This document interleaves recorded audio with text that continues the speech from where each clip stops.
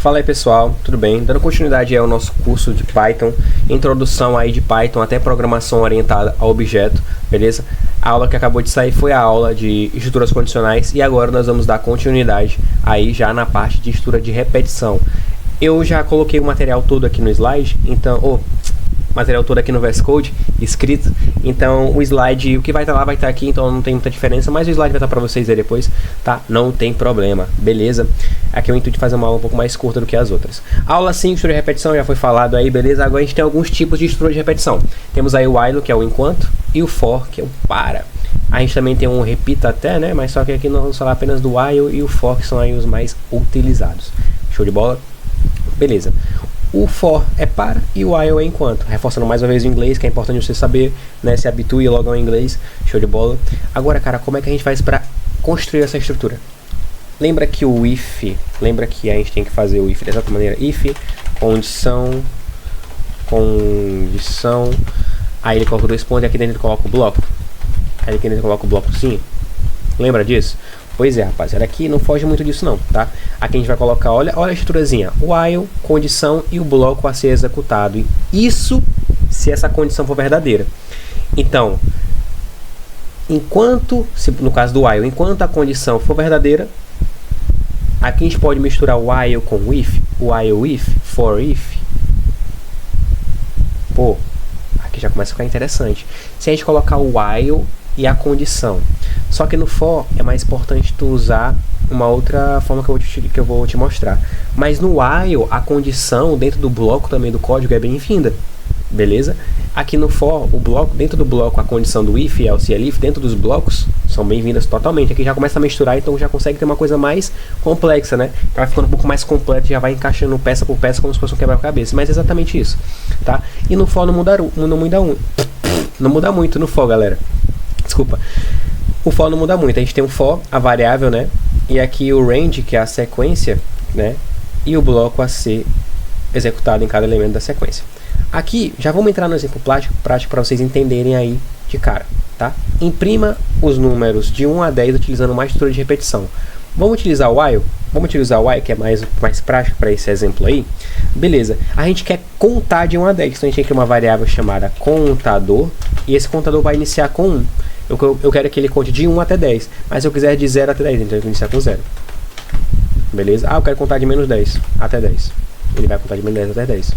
Deu pra perceber? Deu pra entender? Menos 0, 1, menos 2, menos 3, tu que escolhe. Mas eu vou colocar que ele quer contar a partir do 1. Beleza? Agora a gente já entra com uma estrutura de repetição. Exatamente.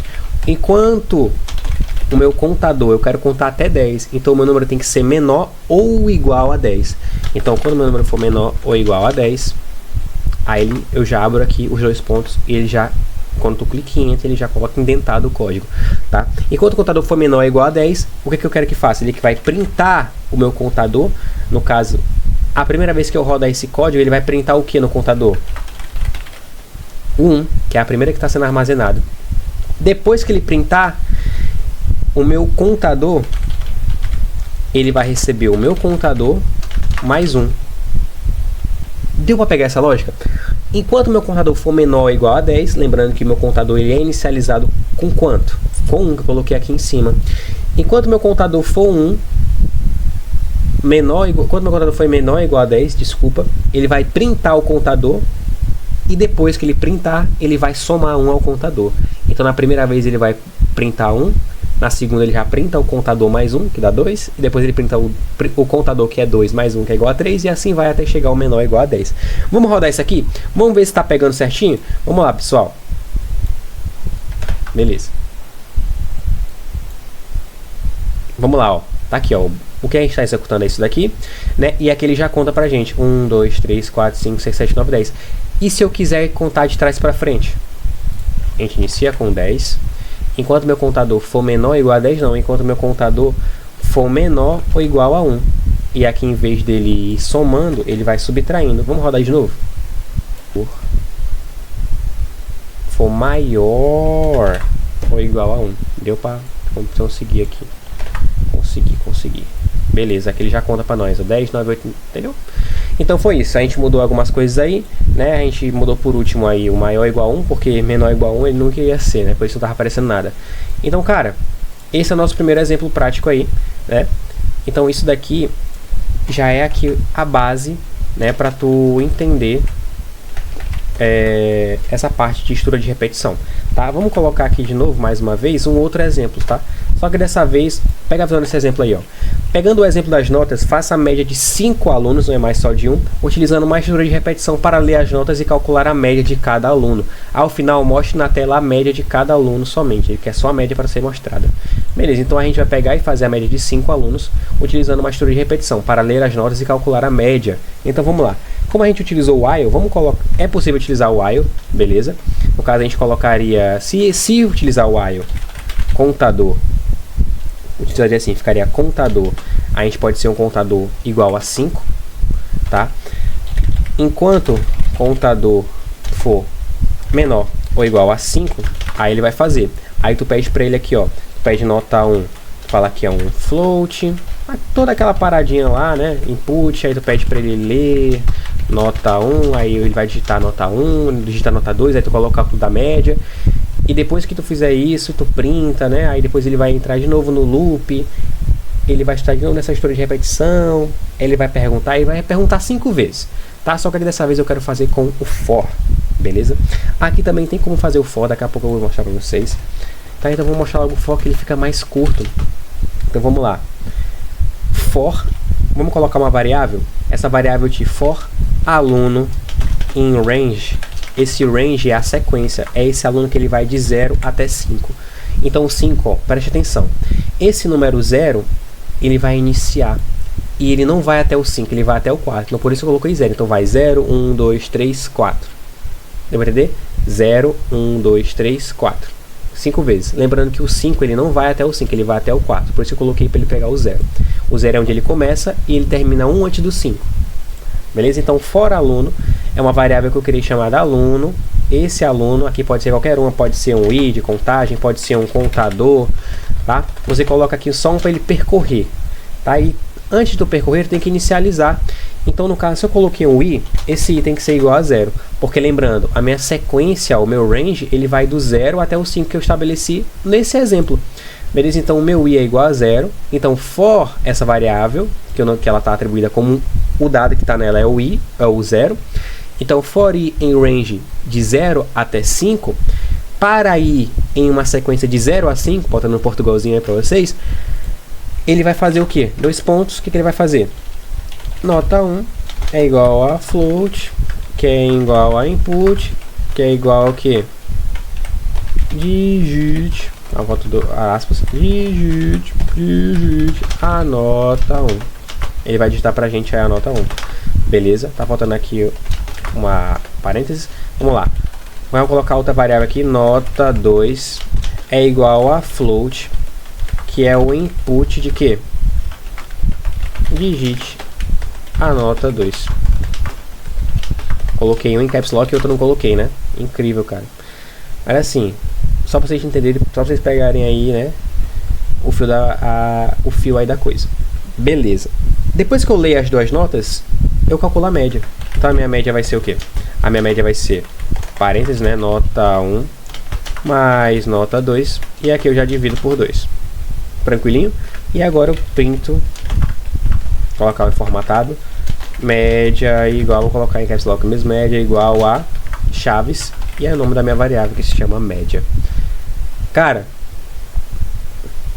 muito tranquilo, né? Muito de boa, correto? Aqui entramos num loop. Aqui a gente falou do while e aqui a gente falou do for. Os dois são estruturas de repetição, ou são chamados loops aí. Preferi um termo mais em inglês. Então o que está acontecendo aqui, só recapitulando. Eu declarei uma variável i, que ela vai servir de contagem na nossa sequência. Para esse i que começa com 0, na minha sequência que eu estabeleci de 0 a 5, então o meu i ele vai de 0 até 5.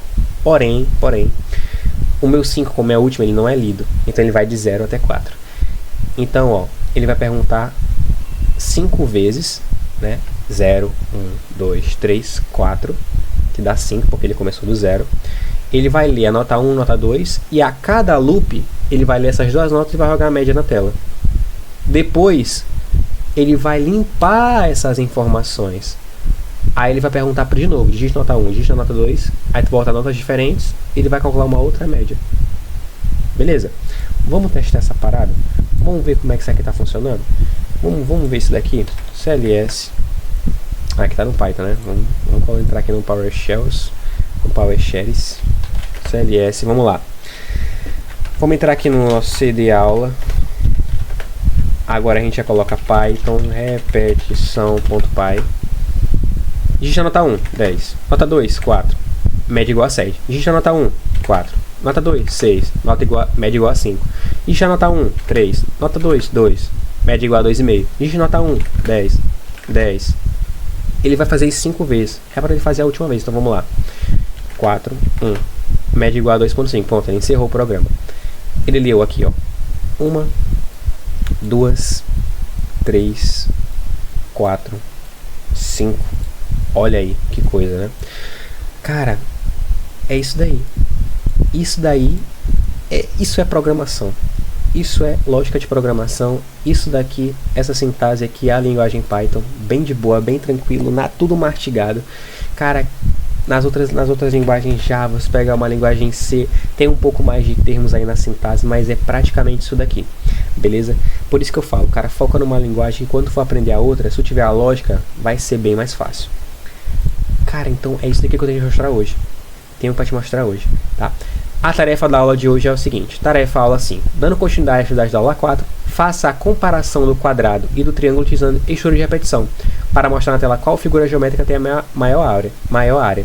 Então tu vai repetir o processo da outra aula 5 vezes, para que o usuário possa comparar as áreas de 5 figuras geométricas diferentes. Então tu vai colocar o código da outra aula, né, que eu não vou mostrar aqui. Aí tu vai colocar assim, ó. Tu vai colocar um contador, vai atribuir ele e tu vai colocar ele dentro de um for ou dentro de um while. Deu pra pegar essa visão? Não vou mostrar isso daqui, não vou mostrar como é que o programa vai funcionar, porque é só tu adicionar uma estrutura de repetição. Então o código continua o mesmo, só muda que tu adiciona uma estrutura de repetição e repete o outro código. Então não tem muito o que fazer, eu quero só que tu aprenda, que tu treine essa parte de estrutura de repetição. Bom, o que tinha pra hoje era isso. A aula 14 minutos aí, a aula foi até mais rápida até então do curso, tá? Então, cara, valeu e até a próxima aula.